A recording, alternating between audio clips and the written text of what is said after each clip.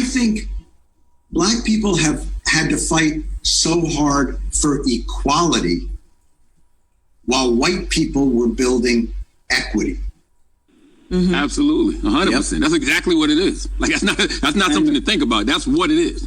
Listen, you told Rolling Stone magazine that you believe the issue with situations like George Floyd's death is that we're addressing the wrong problem. Is that what you mean? Is that we should be addressing white supremacy and systemic racism? Is that what you meant? We should be addressing equity. Okay. We had opportunities in this country to address equity, and we never did it. In fact, we went the opposite way. In the Great Depression, we formed the Federal Housing Administration, and it specifically wrote into federal guidelines for housing that Black people couldn't get loans to buy their houses. The wealth of this country has been built on equity, right? After World War II, GIs came back together.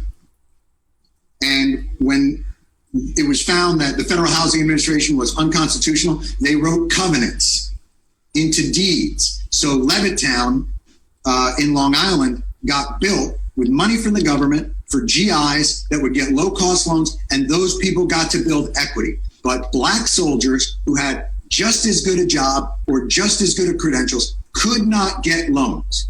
And then there was redlining, and then there were zoning changes. This is not happenstance.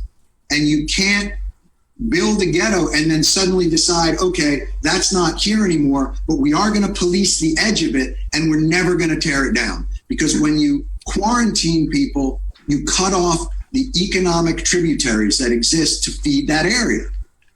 That's right. So my opinion is what you have to do to face this, and maybe this plays into what reparations could be, which is call it Project Equity, a Marshall Plan to build Black ownership, because you can't negotiate equality from a subservient position. So our generational challenge is to help build Black equity.